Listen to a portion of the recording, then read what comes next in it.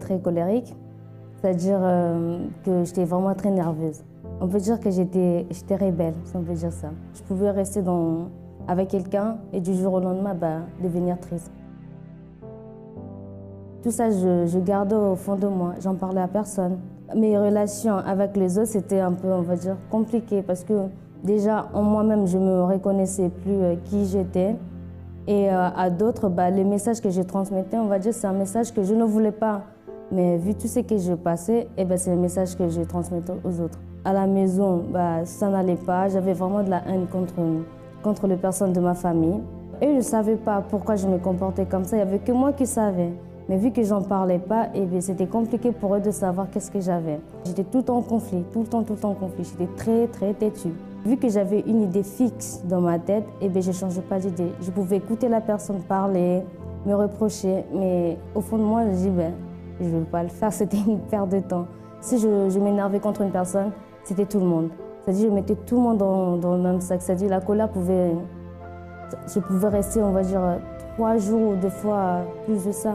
En colère, ça ne me dérangeait pas. Et la personne vraiment que j'étais, mais moi, je ne supportais pas. C'est-à-dire, c'était pas possible. C'est pas que je le voulais, mais c'est ce que j'avais à l'intérieur de moi qui me poussait à le faire. La nuit, j'arrivais pas à dormir. C'est quelque chose, en fait, on peut dire que c'était l'enfer. C'est même pas des cauchemars. Comme je dis, c'était vraiment comme si c'était des films d'action. Vous voyez, c'était, je dors, mais je sentais vraiment des présences. C'est vraiment de la violence. C'est-à-dire, dès que je me réveillais le matin, soit je transpirais, soit j'avais vraiment peur. Et en fait, la même douleur que je sentais quand je dormais, c'est la même que j'avais le matin. Et ça me traumatisait. J'avais toujours l'impression comme s'il y avait une présence derrière moi. Le moment le plus difficile pour moi, c'est quand j'étais petite. En fait, je voulais garder quelque chose qui me tenait vraiment à cœur. Et cette chose-là, je l'ai perdue. Et à cause de ça, pour moi, c'était comme si le monde s'effondrait.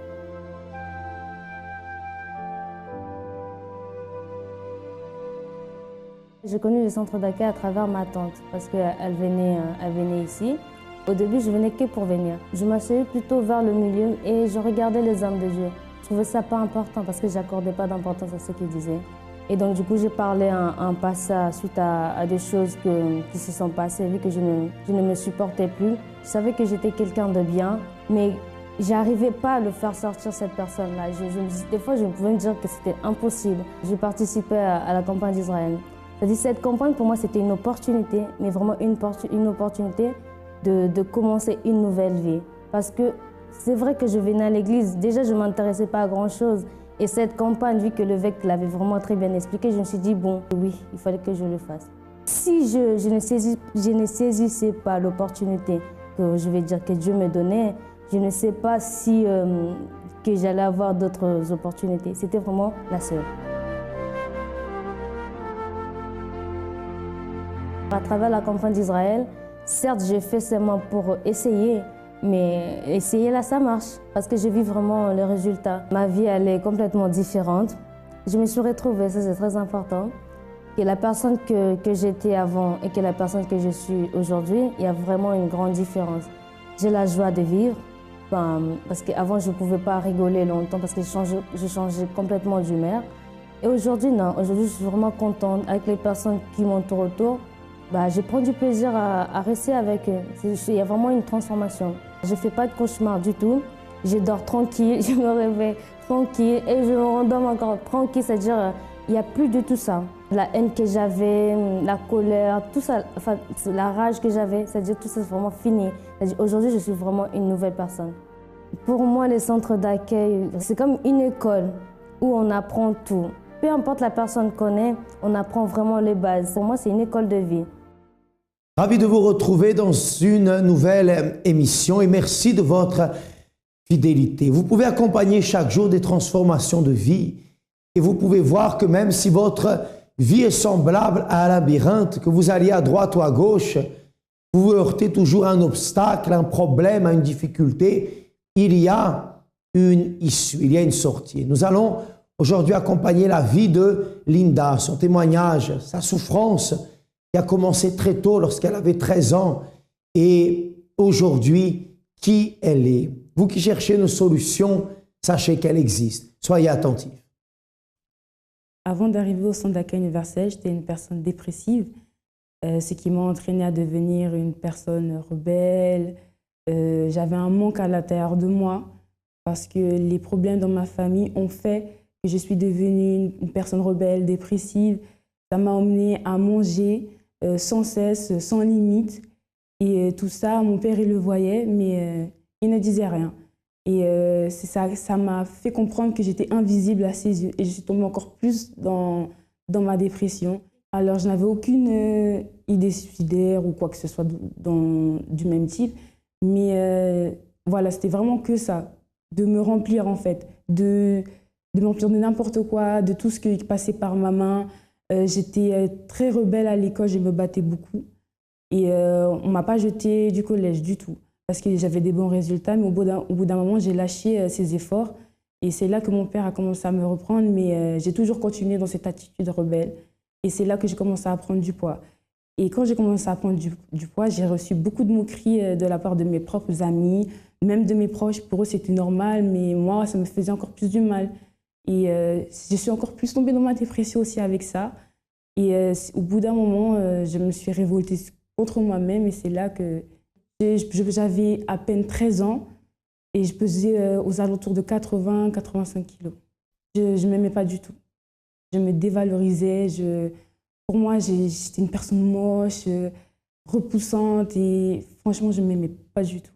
Quand je me voyais, j'avais vraiment pas, comment dire, cette force en fait qui pouvait me faire relever, de changer d'attitude. Franchement, j'avais rien de tout ça. Je me disais, bon, je suis comme ça et je vais vivre avec.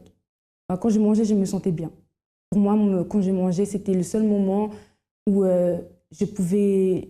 Parce que c'était comme si je pouvais combler ce manque qu'il y avait à l'intérieur de moi. C'était vraiment manger pour me fatiguer et aller dormir. Le moment le plus difficile pour moi, c'est quand mes frères et sœurs ont quitté la maison pour aller vivre avec ma mère. Parce que j'étais toute seule contre ma belle-mère. Parce qu'elle voulait prouver son autorité sur moi, mais moi, je n'acceptais pas qu'elle prenne la place de ma mère. Et on a commencé à avoir beaucoup de disputes, vraiment tous les jours. Pour tout et pour rien, c'était tout le temps des disputes.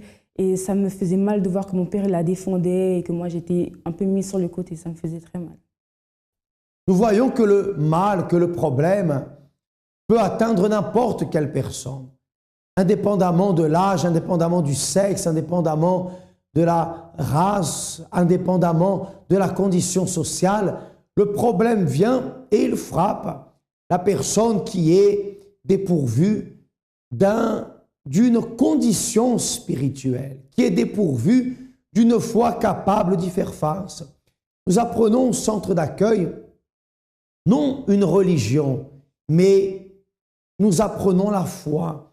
Nous apprenons à utiliser la foi, celle qui nous permet de nous affranchir de tous les problèmes, de toutes les difficultés, de toutes les disgrâces. Ne perdez pas cette opportunité. Et vous qui, plus particulièrement, traversez des moments difficiles dans votre famille, dans votre couple, chaque jeudi au centre d'accueil se réalise une prière en faveur de la famille. Beaucoup de témoignages de foyers qui ont été restaurés, de vies qui ont été changées par le pouvoir de la foi, en suivant les conseils, les orientations. Et également le jeudi, donc à 20 h, notre siège national dont l'adresse s'affiche sur votre écran, la thérapie de l'amour, tout particulièrement pour les célibataires et pour les personnes en couple, mariées ou en concubinage. Bien, continuons à accompagner le témoignage de Linda.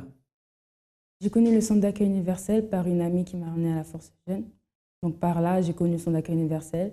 J'ai commencé à venir le dimanche, le lundi, le jeudi et surtout le vendredi.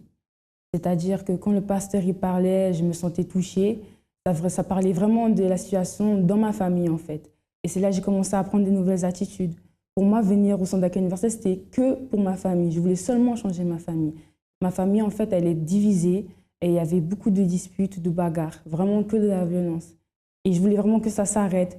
Et un jour, j'en ai discuté avec un ouvrier qui m'a expliqué que si je voulais que ma famille change, il fallait que ça commence déjà par moi, que je prenne de nouvelles attitudes. Le pasteur qui était là à cette époque m'a beaucoup aidé, m'a beaucoup soutenu, on a prié ensemble. Et du coup, j'ai commencé à prendre des nouvelles attitudes. C'est-à-dire, par exemple, quand je voyais ma belle-mère me crier dessus, je ne répondais pas. Pour moi, il fallait que, même si ça bouillonnait à l'intérieur de moi, il fallait que je me retenais, je la regardais, je disais oui, je vais faire. Même si je savais qu'il y a quelque chose, ce n'était pas moi, je disais oui, c'est moi et je vais faire. Et c'est de là qu'ils ont commencé à avoir les nouvelles attitudes et petit à petit, c'est-à-dire le feu qui bouillonnait à la maison, ben, ça a commencé à descendre. J'ai participé au propos du jeûne de Daniel et c'est à partir de là que vraiment je suis, comment dire, j'ai totalement changé. Alors le jeûne de Daniel, c'était plus de télé, plus tout ce qui est multimédia, c'est vraiment de se concentrer sur la parole de Dieu pour notre renforcement intérieur.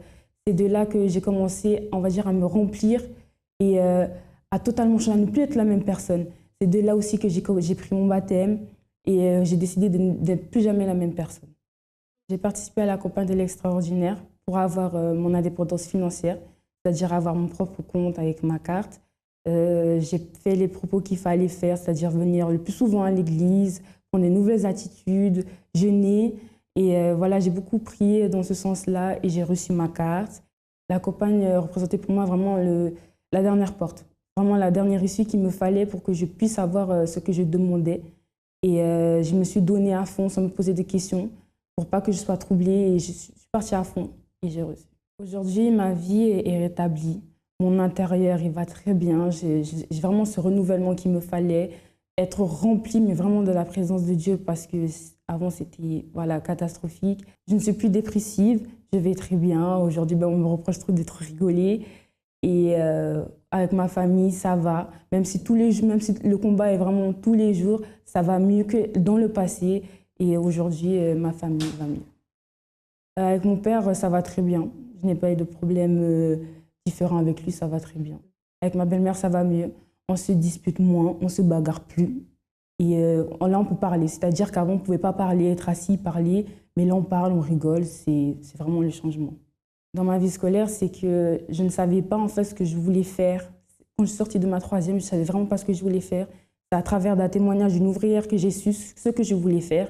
Donc, je me suis lancée dans ça. J'ai parlé avec elle. Elle m'a dit, vas-y, lance-toi. Si tu penses que c'est vraiment ça, lance-toi. Je me suis lancée et j'aime ce que je fais. Aujourd'hui, je peux me diriger vers le tourisme. Et voilà, à partir de maintenant, je peux faire mes voyages touristiques dans n'importe quel pays. C'est pas moi qui paye, c'est par rapport à un propos que j'avais fait. C'est l'Union européenne, une association de l'Union européenne qui finance. Et voilà. Aujourd'hui, je suis une fille épanouie qui se valorise parce que je ne me valorisais pas du tout. Je me détestais, mais vraiment, je me détestais. Et maintenant, ça va très bien, je me valorise, je me trouve belle. Et voilà. Pour moi, le centre d'accueil universel, c'est vraiment l'école en fait, pour apprendre aux gens comment avancer. Certes, on a notre école ici, mais ça, c'est vraiment l'école spirituelle pour apprendre à avancer, soit dans notre foi, ou même à devenir une nouvelle personne, mais encore plus forte. Et j'invite vraiment à toutes les personnes à venir au centre d'accueil universel pour avoir une nouvelle vie. Vous avez besoin d'un conseil, vous avez besoin d'une orientation, vous avez besoin tout simplement de parler à quelqu'un ou d'une aide dans la prière. Vous pouvez nous appeler au 01 53 35 85 12. La ligne est ouverte 24 heures sur 24. Il y aura toujours quelqu'un qui pourra être attentif et certainement vous donner un bon conseil ou une parole de motivation, de réconfort. Parfois, les problèmes sont tellement lourds qu'une parole a ce pouvoir, n'est-ce pas, cette force de tout changer, de nous mettre dans une bonne disposition pour aller de l'avant. Vous allez préparer votre verre d'eau. D'ici à quelques minutes, nous serons en train d'intercéder en votre faveur. Nous allons accompagner également d'autres témoignages. L'émission n'est pas terminée, mais vous devez prendre votre décision. Non seulement rester émerveillé devant ces vies transformées, mais croire que cette même transformation arrivera dans votre vie. Soyons attentifs. Alors, moi, avant d'arriver au centre d'accueil, il faut savoir que j'ai venu comme un mort-vivant, en fait. C'est-à-dire que j'ai affronté une rupture sentimentale. Il y avait un projet d'enfant, un projet de fonder une famille. Et du jour au lendemain, paf, tout s'est arrêté sans même que je sois vraiment au courant. La personne, elle a pris ses affaires, on vivait ensemble, on vivait en concubinage. Elle est partie sans rien me dire. Elle a pris ses bagages, elle est partie. Elle m'a laissé en plan et tout d'un coup, Pour moi, c'est comme si la vie s'arrêtait. Je me suis senti mal, très très mal. Au début, c'était de la colère. Je lui en voulais grave. Et justement, cette colère a provoqué après des problèmes spirituels. Parce qu'au début, il n'y avait pas ces problèmes spirituels au début. Au début, c'était de la colère, je lui en voulais grave. Et après, c'était des cauchemars la nuit, je dormais mal. Je dormais la nuit, je faisais des cauchemars. Je me réveillais avec beaucoup d'angoisse. La nuit, je pouvais me réveiller au moins 7 à 8 fois. Parce que chaque cauchemar, je me réveillais, j'avais des sursauts. Lorsque je sortais dans la rue, je marchais. Même des amis, quand je les voyais, il suffit qu'ils me lançaient un regard. Pour moi, c'est comme s'il était au courant des cauchemars que je faisais pendant la nuit. Comme s'il était complice, en gros, ou qu'il participait plus ou moins de près ou de loin à ces catastrophes, quoi. Tout le monde, pour moi, devenait un ennemi, un danger, en fait, en quelque sorte. J'étais perturbé, quoi. C'était vraiment un problème spirituel, comme si on m'avait ensorcelé. On a les problèmes, on va fumer, on va boire. Du coup, on va être, on va dire, ivre avec l'alcool. Mais c'est pour essayer d'échapper, c'est pour essayer d'oublier un peu les problèmes qu'on vit. Mais en vérité, on n'oublie pas. Puisque constamment, c'est des choses qu'on vit à l'intérieur de nous. Parce qu'on va boire, on va être dans un état second, mais en réalité, on a encore le cerveau qui travaille, on a encore le cerveau qui reste un peu lucide. Ce qui fait qu'on a quand même ces problèmes qui est quand même là au fond de nous, on se sent mal. Il y a un mal-être en fait. Avant de connaître l'église, j'étais invité plusieurs fois dans les églises, je ne voulais jamais y aller. Moi, l'histoire avec Dieu, je voulais rien savoir. Pour moi, Dieu n'existait même pas. Mais lorsqu'il y a eu la rupture sentimentale, lorsque la personne avec qui j'étais m'a laissé, elle est partie. Donc pour moi, c'est comme si ma vie s'arrêtait là. Alors moi, le centre d'accueil, je l'ai connu par mon frère, donc mon frère aîné qui fréquentait l'église. Et lorsqu'il m'a vu justement j'étais vraiment dépressif, il faut le dire. Hein. J'étais tellement mal que toute ma famille a eu peur par la suite. Ils m'ont rappelé à la maison, parce que j'ai vécu en concubinage avec cette personne qui était partie. Donc mon frère m'a invité à fréquenter l'église. Là, du coup, je n'ai pas du tout hésité. Plusieurs fois, j'ai été invité, je ne voulais pas venir, mais là, suite au problème, je n'ai pas hésité, je suis venu. Et arrivé au centre d'accueil, justement, j'ai été suivi. Hein.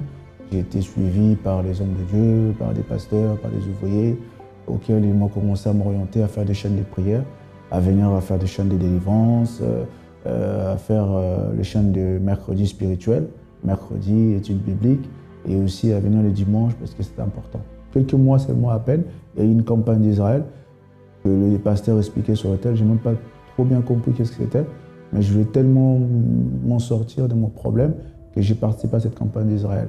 Pour moi, tout ce qu'on proposait, c'était des opportunités pour pouvoir avoir la transformation que je souhaitais. Lorsque je suis arrivé en 2006, et comme je l'ai expliqué, en 2007, je rencontrais justement celle qui est devenue mon épouse aujourd'hui. J'ai rencontré une personne et on a commencé à se fréquenter, mais ce n'était pas encore trop ça. Plusieurs disputes, plusieurs fois on se disputait, et jusqu'au point qu'on n'en pouvait plus, on s'est séparés. Par la suite, moi j'ai commencé à aller à la thérapie de l'amour, dans le but justement de pouvoir transformer ma vie, transformer la vie sentimentale, puisque je suis arrivé à l'église à cause d'un problème sentimental qui a engendré beaucoup de problèmes dans ma vie. La campagne d'Israël, justement, c'est le bout du tunnel pour pouvoir justement aller de l'avant, pour passer à l'autre rive, pour passer à l'autre bord. C'est la campagne d'Israël pour moi. Depuis que je suis à l'église, toutes les campagnes que j'ai faites, la majorité, la majorité ont été répondues. Le résultat, c'était que mon épouse, comme je dis, elle a commencé à venir, à suivre le même chemin que moi. Donc on a commencé à faire la thérapie de l'amour. Donc cette thérapie nous a beaucoup aidés, nous a beaucoup bénis. Donc suite à cette campagne, en fait, on a commencé à fusionner en fait, sans se rendre compte. Puisque elle qui avait un autre état d'esprit, une autre croyance, une autre foi, lorsque j'ai fait ma campagne, lorsqu'on a repris ensemble, elle a commencé à venir avec moi, elle voulait faire les choses avec moi, elle voulait vraiment être dans le même lieu où j'étais, elle voulait être. Et en 2012, on s'est mariés, donc 1 an et demi après, on s'est mariés. Donc on a fait notre mariage, on a commencé à voir justement la main de Dieu qui nous bénissait, qu'on était ensemble. Et on a décidé, comme tous les couples, une fois que vous êtes ensemble, vous voulez fonder votre famille. Donc du coup, on a voulu avoir un enfant et on ne sait pas pourquoi, on ne peut pas expliquer. Donc pendant pratiquement presque 2 ans, on n'arrivait pas à avoir notre enfant. Pourtant, ma femme a été voir les médecins.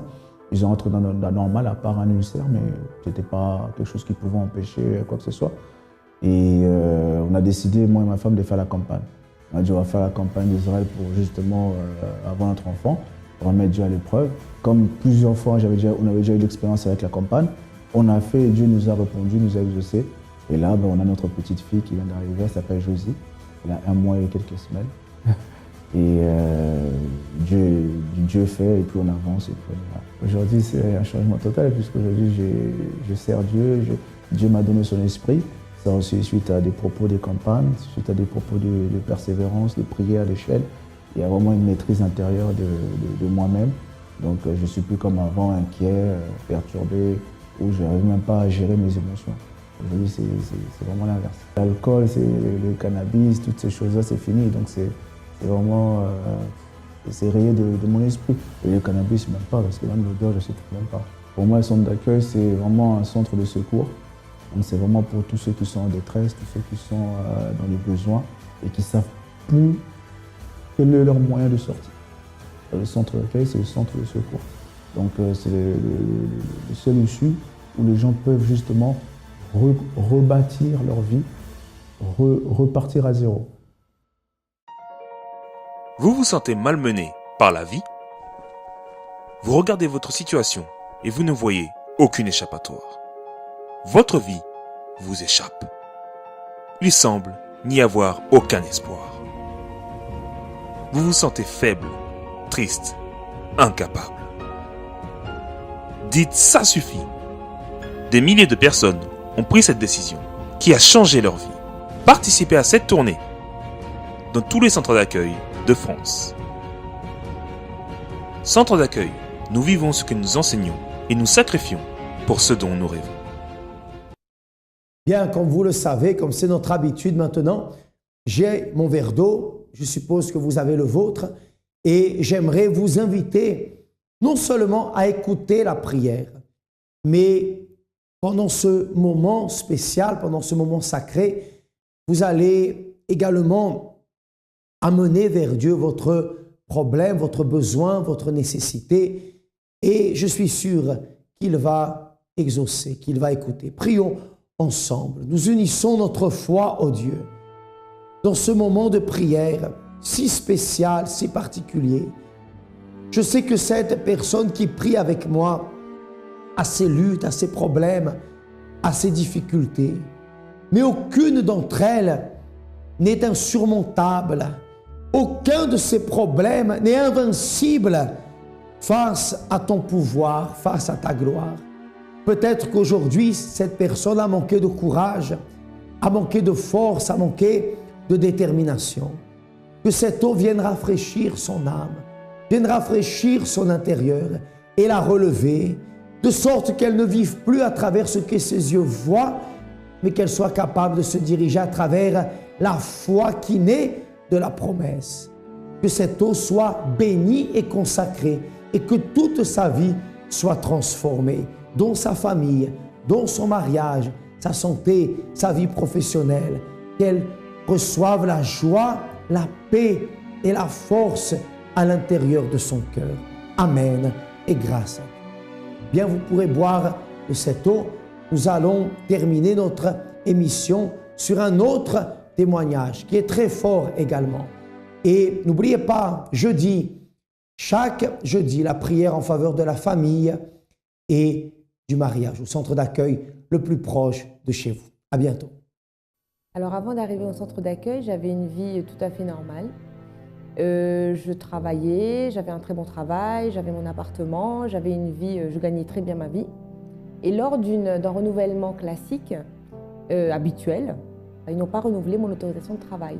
Et à partir de là, tout a commencé à changer, à dégringoler. Donc j'ai perdu mon emploi, je ne percevais pas de revenus, j'étais à la maison, donc parce que je ne pouvais rien faire. Au fil du temps, les amis se sont un peu dissipés, j'ai un peu perdu mes amis, les amis que moi je considérais amis. Et je me suis retrouvée toute seule en sachant que je vis toute seule en France. Je ne pouvais plus travailler, j'avais plus le droit de travailler. C'est pas que je ne voulais pas, c'est que je ne pouvais pas. Moi qui avais une vie tout à fait normale, simple, bien arrangée, je me retrouvais à quasiment sans papier parce que je ne pouvais plus travailler, je ne pouvais plus rester là, j'avais 30 jours pour quitter le territoire. Donc j'ai saisi le tribunal administratif pour voir ce qu'on pouvait faire parce que les raisons qui étaient données pour ne pas renouveler n'étaient pas très claires. Et on a gagné, c'est-à-dire qu'au bout de même pas un mois, je me suis dit bon, c'est normal, je pourrais reprendre le cours de ma vie tranquillement. Et ben non, c'est à partir de là qu'on va balader de mois en mois, de revenir, de repartir, de revenir. Il manquait tel document, il fallait tel truc, rien n'allait en fait. C'est-à-dire que rien ne bougeait. À un moment, il a fallu que je lâche mon appartement. Donc du coup, je me suis retrouvée sans logement. Donc j'ai une copine qui m'a hébergée. En fait, j'avais plus rien. J'avais plus rien. J'étais sortie de j'avais tout à ne plus rien du tout avoir. C'est-à-dire pas de maison, pas de travail, rien du tout. C'était l'année où je devais payer mes impôts. Je n'ai pas pu payer mes impôts. J'avais des problèmes avec la banque. Enfin bon, tout s'est enchaîné en fait.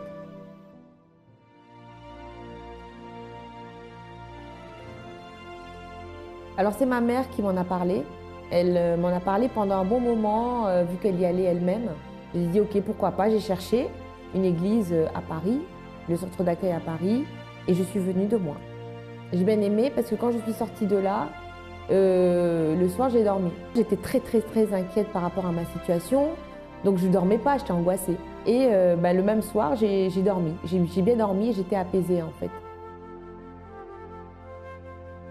J'ai parlé à une personne ici, un responsable, et cette personne m'a conseillé de participer aux chaînes de prière du lundi. Et les choses ont commencé à s'améliorer petit à petit. Au moment où la campagne d'Israël est arrivée, je me suis dit c'est l'occasion pour moi de changer ma vie. J'ai décidé de faire ma campagne d'Israël pour que mon autorisation de travail soit débloquée, pour que je puisse avoir cette autorisation de travail. La campagne d'Israël est pour moi l'opportunité d'une nouvelle chance. Ne pas être spectateur de sa vie et de dire oh, ça m'arrive, c'est comme ça va changer, ça va s'améliorer. Mais de prendre sa vie en main et de dire non, je veux que ça change et ça va changer par mes actes. Je ne suis plus la même personne que j'étais il y a quelques temps avant de venir au centre d'accueil. Tout ce que j'ai demandé, je l'ai eu. J'ai eu mon autorisation de travail.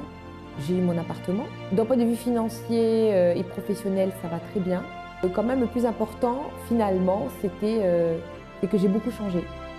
C'est qu'au même moment où j'étais dans la recherche d'une solution professionnelle, j'ai aussi beaucoup été sensible à ce qui se disait par rapport à soi-même, par rapport au fait d'obéir, de donner sa vie, de suivre Dieu, en fait.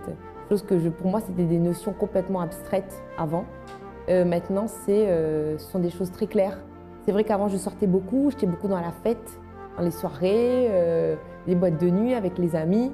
On va dire que j'ai connu avant, c'est-à-dire une vie où tout allait bien, entre guillemets, où on s'amuse, on fait la fête, on a tout le monde qui est là. Je souriais beaucoup, j'étais beaucoup dans l'apparence, c'est-à-dire que je ne montrais pas qui j'étais réellement. Ça n'allait pas vraiment à l'intérieur, mais j'étais là, normal. Toutes mes copines pensaient que tout allait bien. J'ai aussi connu le moment où ça n'allait plus du tout, où j'avais tout perdu, et le moment où Dieu a restauré ma vie. Et en ayant vécu ces trois étapes-là, j'ai choisi. J'ai choisi, et pour moi, ce que Dieu m'a donné là, j'ai pas de mots pour le décrire parce que je suis en paix. L'apparence que je montre maintenant, je suis réellement comme ça à l'intérieur. Le centre d'accueil représente la possibilité de découvrir une vie qu'on n'aurait pas imaginé avoir en fait.